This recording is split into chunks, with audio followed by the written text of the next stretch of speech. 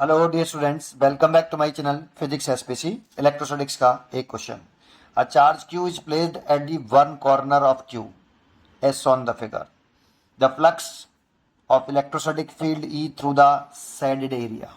Flux ये figure दे रखा है, क्यू चार्ज इसकी कॉर्नर पर रखा है। तो समझते हैं कैसे करें।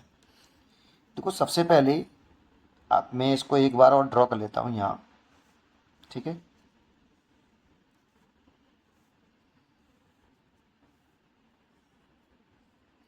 ये क्यूब दे रखा है और इसके एक वर्टेक्स पर एक क्यू चार्ज दे रखा है। तो सबसे पहले बताओ ये क्लोज सरफेस है कि नहीं। तो बिल्कुल है, क्यूब तो एक क्लोज सरफेस होता है। तो इसमें गॉस थ्योरम लग जाएगी, बिल्कुल लग जाएगी गॉस थ्योरम। तो according to electrostatic Gauss theorem, according Gauss theorem in electrostatic, Gauss theorem, Gauss law in electrostatics. तो फाई बराबर क्यूब से पास कर रहे हैं, इसी वाले क्यूब से पास कर रहे हैं, बराबर 1/ε0 into net charge enclosed by q. तो क्या ये चार्ज अगर इसके वर्टेक्स पर रखा है तो क्या पूरा की पूरा चार्ज इस क्यूब के इनसाइड है? ये क्लोज सरफेस तो है क्यूब, और क्लोज सरफेस के लिए गॉस लॉ एप्लीकेबल होती है। लेकिन हम जो चार्ज लेते हैं यहाँ वो क्यूब के अंदर वाला लेते हैं। क्या ये क्यूब, पूरा क्यूब चार्ज जो इसके वर्टेक्स पर रखा है, क्या वो पूरा की पूरा क्यूब के इनसाइड है? तो नहीं, इसीलिए क्यू तो नहीं ले सकते। तो इस क्यू का कितना पार्ट इस क्यूब के इनसाइड है? तो 1/8 पार्ट इसके अंदर है। इसीलिए जब मैं यहाँ पे चार्ज लिखूंगा वो Q/8 पार्ट है बेटा, 1/8 पार्ट है क्यूब के अंदर। और यहाँ पे हम जो चार्ज लिखते हैं वो केवल अंदर वाला चार्ज लिखते हैं। सर आपको कैसे मालूम पड़ा है कि इस क्यूब के अंदर, इस क्यूब का जो चार्ज है, क्यूब के अंदर जो कितना अमाउंट ऑफ चार्ज क्यूब के इनसाइड है, Q/8 कैसे? तो उसको समझने के लिए यहाँ थोड़ा सा इमेजिनेशन करना पड़ेगा। कुछ ऐसा करो कि ये जो चार्ज है ना वो क्यूब के अंदर आ जाए। तो कितने क्यूब बनाने से, कितने और क्यूब बनाऊं कि ये चार्ज सिमेट्री से उसके सेंटर में पहुंच जाए? तो 8 क्यूब बनाने पड़ेंगे बेटा। जैसे अगर मैं यहां पर एक क्यूब तो है ही है, ऐसे ये एक क्यूब है,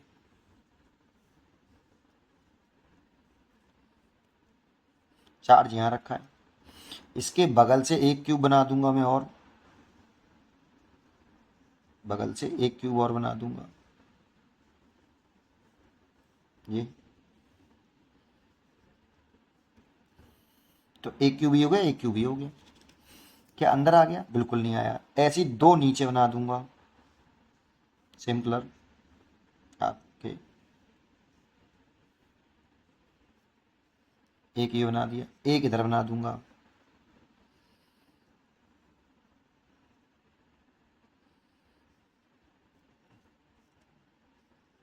ये देखो, ये अभी भी अंदर नहीं आए, 4 हो गए। 4 इसके सामने बनाने पड़ेंगे, ऊपर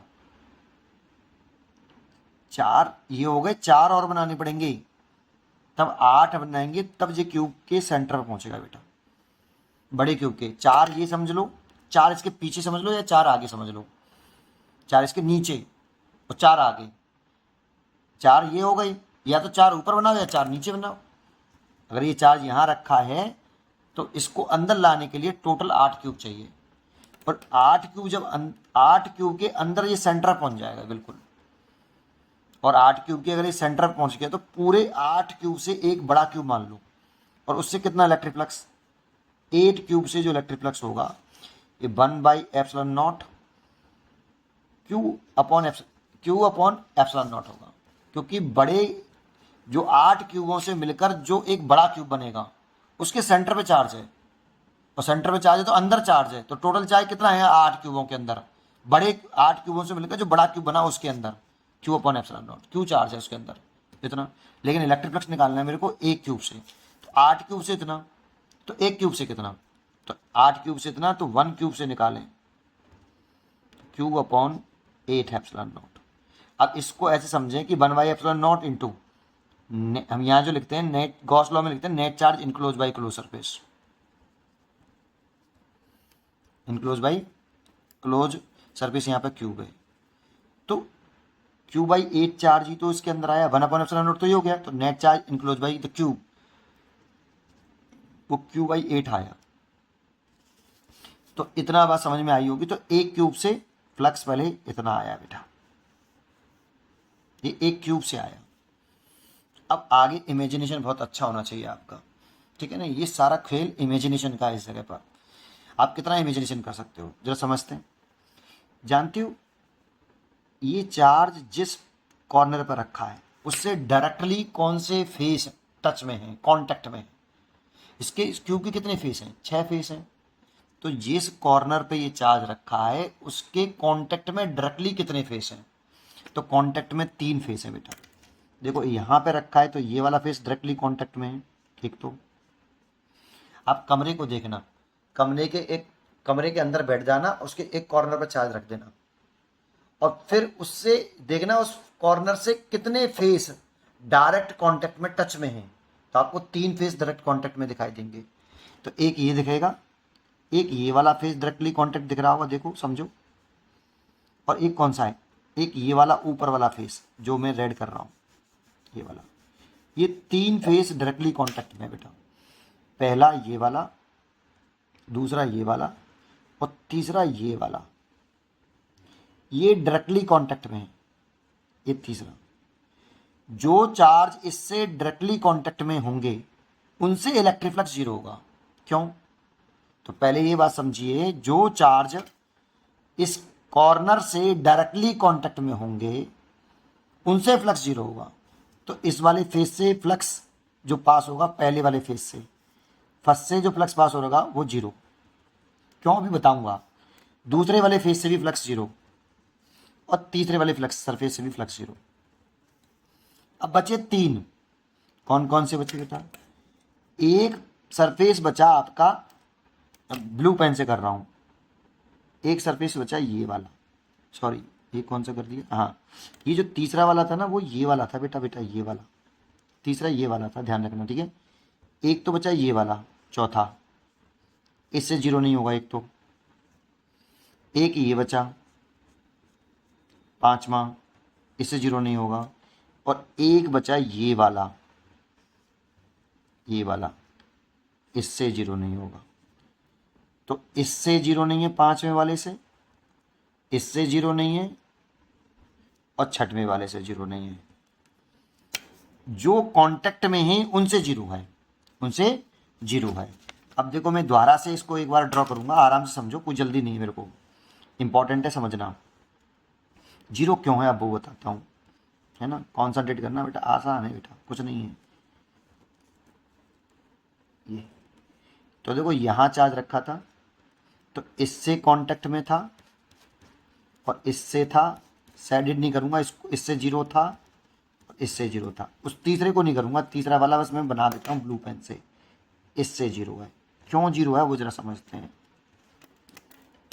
तो एक बात बताओ, आप इमेजिन करो, पहले तो आपको ये बात मालूम होगी, जैसे कोई पॉइंट चार्ज है, इसके जैसे किसी पॉइंट पर इलेक्ट्रिक फील्ड की डायरेक्शन दिखाते हैं हम, तो लाइन जॉइनिंग करते हैं। उस जिस पॉइंट पर मेरे को इलेक्ट्रिक फील्ड की डायरेक्शन दिखानी होगी इस चार्ज की वजह से, तो उस पॉइंट पर लाइन जॉइनिंग कर लीजिए आप। और लाइन जॉइनिंग के अलग पॉइंट चार्ज से अवे इलेक्ट्रिक फील्ड की डायरेक्शन होती है। तो आप इमेजिन करिए बेटा, इसकी वजह से इस वाले पॉइंट पर आप इलेक्ट्रिक फील्ड लाइन जॉइनिंग करिए ऐसे, तो इलेक्ट्रिक फील्ड की जो डायरेक्शन आएगी वो ऐसे, वो इस वाले प्लेन के पैरेलल आएगी इलेक्ट्रिक फील्ड। आप कमरे में बैठ के नहीं, पॉइंट चार्ज को इस सरफेस पर, इस जो मैंने 0 बताया है उस सरफेस पर एक पॉइंट मान लो, फिर वहाँ से उस चार्ज को ज्वाइन करके देखो उस पॉइंट को, इलेक्ट्रिक फील्ड की डायरेक्शन अब ये दिखाइए। तो इलेक्ट्रिक फील्ड की डायरेक्शन इस फेस के प्लेन के, इलेक्ट्रिक फील्ड की डायरेक्शन इस फेस के प्लेन के, कौन से फेस के? एक तो इस वाले जिसको मैंने पहला फेस बोला है, इसको मैंने दूसरा फेस बोला है, जो कांटेक्ट में थे, ये तीसरा फेस, जो भी कांटेक्ट में थे उनके प्लेन के पैरेलल आएगा इलेक्ट्रिक फील्ड। सोचो अगर प्लेन के पैरेलल है, एरिया की डायरेक्शन कैसे होती है? प्लेन के परपेंडिकुलर बाहर की तरफ। तो अगर ये इलेक्ट्रिक फील्ड प्लेन के पैरेलल है और एरिया की डायरेक्शन प्लेन के परपेंडिकुलर है, तो ई और एरिया के बीच में एंगल 90 डिग्री हो जाएगा। ई और एरिया परपेंडिकुलर हो जाएंगे इन तीनों फेस के, तीसरे के और पहले और दूसरे के। और फ्लक्स हो जाएगा फाई बराबर ई ए कॉस्ट 90 होता है, तो फ्लक्स हो जाएगा 0। फ्लक्स कितना हो जाएगा? 0। आप एक कमरे में बैठ के कॉर्नर पर चार्ज रख के उस जो कांटेक्ट में है डायरेक्ट फेस, उसके एक फेस पर एक पॉइंट मान के लाइन जॉइनिंग करिए और इलेक्ट्रिक फील्ड की डायरेक्शन दिखाइए, तो आपको दिखाई देगा कि इलेक्ट्रिक फील्ड उस फेस के प्लेन के पैरेलल है। और एरिया की डायरेक्शन दिखाइए प्लेन के परपेंडिकुलर बाहर की तरफ, तो ई और एरिया परपेंडिकुलर दिखाई देंगे। और ये केवल वही फेस होंगे जिनसे ये चार्ज डायरेक्ट कांटेक्ट में होगा। ये चार्ज जिन फेस से डायरेक्ट कांटेक्ट में होगा उसके प्लेन के पैरेलल होगा इलेक्ट्रिक फील्ड। उम्मीद करता हूं कि आपको ये जरूर समझ में आया होगा। फिर आगे कंसेप्ट देखते हैं। अगर इन 3 से 0 हो गया, सोचिए अगर इन तीनों से 0 हो गया तो बचे कितने? 3। और ये पूरे क्यूब से फ्लक्स पास हो रहा था इतना, पूरे क्यूब में 6 फेस होते हैं बेटा। ये एक क्यूब से कितना फ्लक्स पास हो रहा था? एक क्यूब से फ्लक्स पास हो रहा था Q/8 एप्सिलॉन नॉट। इसमें 6 फेस थे, 6 में से 3 से 0 हो गया, 3 फेस से फ्लक्स 0। और कौन से 3 से 0 हुआ है वो भी इंपॉर्टेंट है। और 3 से बचेगा, तो कौन से थे 3 से 0 हुआ? मैंने कई बार यहाँ बना दिया बेटा, इन 3 से 0 हुआ है, इन 3 से 0 हुआ है। अब बचे बाकी के 3, तो 3 से फेस से इतना फ्लक्स पास हो रहा है बेटा क्यूब में से, तो एक फेस से कितना होगा? 1 फेस से, 1 फेस। बचे हुए 3 से, 3 में से 3 का डिवाइड करें तो 24 एप्सिलॉन नॉट होगा। लेकिन ये जो क्यूब फ्लक्स पास हो रहा है कौन से इतना हो रहा है, इतना कौन से एक फेस से हो रहा है और कौन से 0 है वो इंपॉर्टेंट है ना।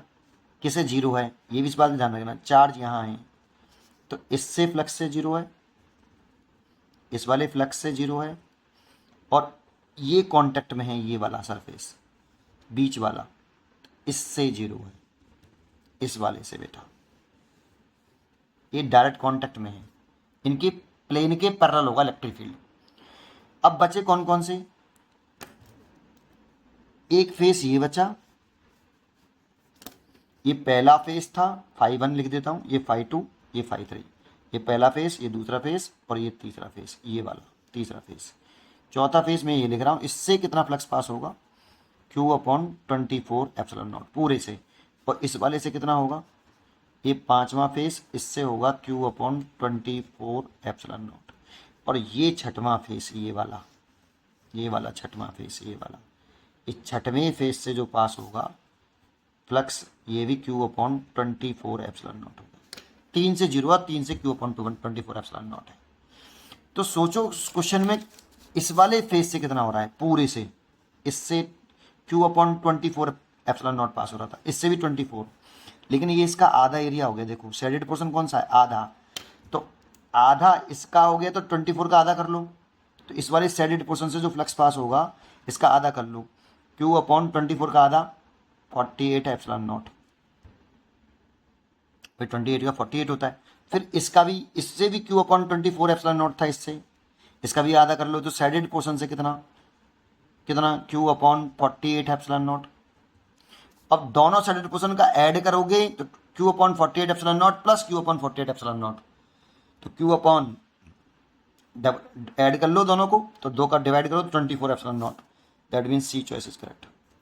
भाई इस शेडेड पोर्शन का इससे इतना, इससे भी इतना, तो दोनों को ऐड करके ये तो आएगा Q/24 एप्सिलॉन नॉट।